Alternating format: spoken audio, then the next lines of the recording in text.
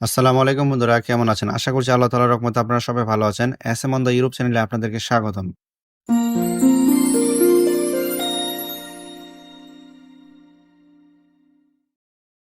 আজকে ৫ ডিসেম্বর ২০২৪ বৃহস্পতিবার। আজকে বিএফএস গ্লোবালের সাপ্তাহিক শেষ দিন। আপনারা ভালো করে জানেন বিএফএস গ্লোবালের সাপ্তাহিক শেষ দিন এবং সাপ্তাহিক প্রথম দিন দুটি দিনে অনেক ভিড় থাকে। আজকের এই দিনটিতে বিএফএস গ্লোবাল কি পরিমাণ পাসপোর্ট রিটার্ন দিয়েছে এবং ভিসা ডেলিভারি দিয়েছে তা নিয়ে আপনাদের সাথে কথা বলবো। এছাড়াও ভিডিওতে আরো দুটি গুরুত্বপূর্ণ বিষয় নিয়ে কথা বলবো। একটি হচ্ছে ইউর ভিসা ইজ রেডি, আরেকটি হচ্ছে রেডি ফর কালেকশন। এই দুটি বিষয় নিয়ে আপনার সাথে খুব সুন্দর করে আলোচনা করব। তার আগে আপনাদের কাছে একটা অনুরোধ থাকবে, যারা যারা আমার চ্যানেলটিতে নতুন রয়েছেন দয়া করে চ্যানেলটি সাবস্ক্রাইব করে রাখবেন যেন আমার দেয়া ইউরোপ সংক্রান্ত সকল ভিডিও আপনাদের কাছে পৌঁছে যায়। আজকে বিএফএস গ্লোবালের পাসপোর্ট রিটার্ন সংখ্যা ছিল প্রায় 700-র উপরে এবং মোট ভিসা সংখ্যা ছিল প্রায় 11টি। এর মধ্যে ফ্যামিলি ভিসা ছিল 5টি, স্পন্সর ভিসা ছিল 2টি, যেগুলো 2023 সালের আগস্ট এবং অক্টোবর মাসে জমা হয়েছিল।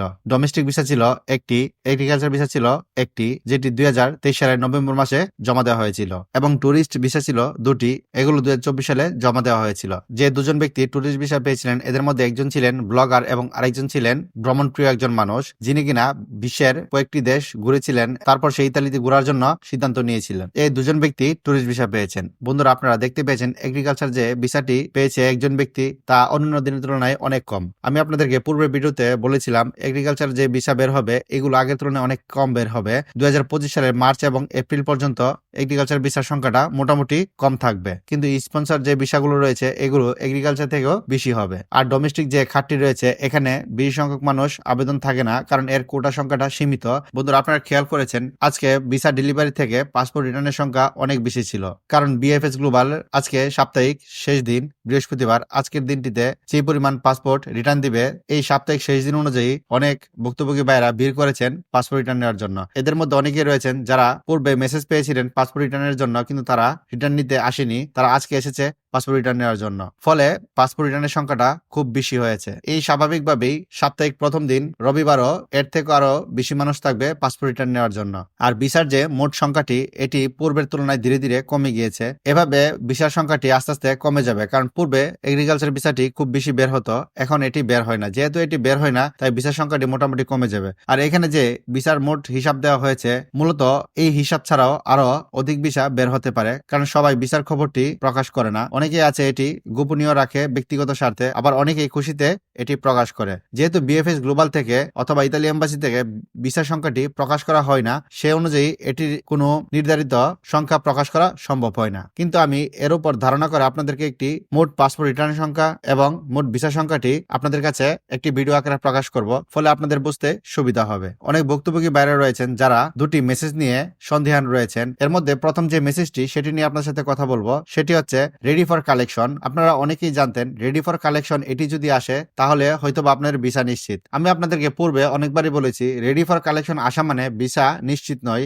আপনাদের নুলাস্তা রিজেক্ট হয়েছে এটির জন্য আপনাদেরকে ডাকতে পারে, এছাড়া আপনাদের ভিসার জন্য ডাকতে পারে। এদের মধ্যে ভিসা নেওয়া এবং নুলাস্তা রিজেক্ট হয়েছে এই দুটি বিষয় নিয়ে রেডি ফর কালেকশন মূলত এসে থাকে। তো যেসব ভাইদের রেডি ফর কালেকশন এসেছে এদের মধ্যে অধিকাংশই ভিসা পেয়েছেন, অনেকেই নুলাস্তা রিজেক্ট খেয়েছেন। আর যারা নুলাস্তা রিজেক্ট খেয়েছেন তারা এটি প্রকাশ করে না, কারণ তারা চুপচাপ ভাবে নুলাস্তাটি নিয়ে বের হয়ে যায়। আর যারা রেডি ফর কালেকশন পেয়ে ভিসা পেয়েছেন তারা খুশিতে এটি প্রকাশ করে দিই। আপনারা অনেকেই হয়তো মনে করতে পারেন রেডি ফর কালেকশন মানে শুধু ভিসা পাওয়া। আমি আপনাদেরকে বলবো যাদের মোবাইলে রেডি ফর কালেকশন মেসেজটি বা যারা ট্রেকিং করে এই মেসেজটি পেয়ে থাকেন, আপনারা বুঝে নিবেন আপনাদের হয়তো ভিসা দিবে, না হয় আপনার নুলাস্তাটি রিজেক্ট করা হয়েছে, ফলে আপনাদেরকে এটি ফেরত দেওয়া হবে। এই দুটির চেয়ে যে কোনো একটি বিষয় নিশ্চিত করে আপনাদের রেডি ফর কালেকশন মেসেজটি দেওয়া হয়। আর যেসব ভাইদের পাসপোর্ট রিটার্ন নিয়ে এসেছেন তারপর আপনারা যখন রেডি ফর কালেকশন মেসেজটি পান, আপনারা ভাববেন না যে আপনাদের ভিসা নিশ্চিত করে আপনাদেরকে রেডি ফর কালেকশনটি দেওয়া হয়েছে। আপনাদেরকে ভিসাও দিতে পারে, আবার আপনাদের ভিসা নাও দিতে পারে।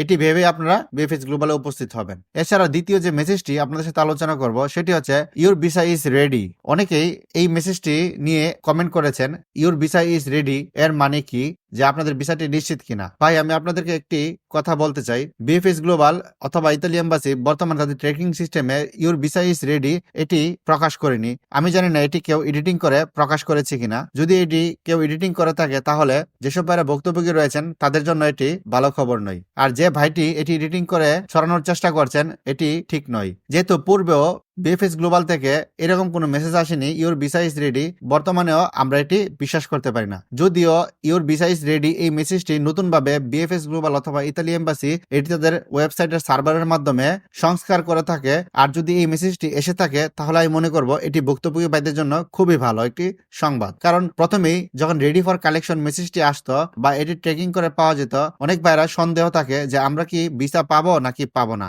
এরকম একটা সন্দেহ নিয়ে তারা বিএফএস গ্লোবালে পাসপোর্টটি আনতে যায়। আবার অনেকেই মনের মধ্যে আশা নিয়ে যায় যে আমি রেডি ফর কালেকশন পেয়েছি, হয়তোবা আমি ভিসা পাবো। যখন সে দেখে তার নুলাস্তাটি রিজেক্ট করা হয়েছে তখন সে আশাহীন হয়ে পড়ে। যদিও বিএফএস গ্লোবাল অথবা ইতালি এম্বাসি এই রেডি ফর কালেকশনের পরিবর্তে ইউর ভিসা ইজ রেডি এই মেসেজটি দিয়ে থাকে, আমি মনে করব এটি তাদের জন্য একটি ভালো উদ্যোগ এবং ভালো কাজ। ভুক্তভোগী ভাইদের নিরাশা হওয়া থেকে এটি বাঁচাবে। আর যদি আপনার এই মেসেজটি সত্যিকার ভাবেই ভবিষ্যতে পান বা পেয়ে থাকেন তাহলে আপনারা ধরে নেবেন আপনাদের ভিসাটি সম্পূর্ণভাবে রেডি।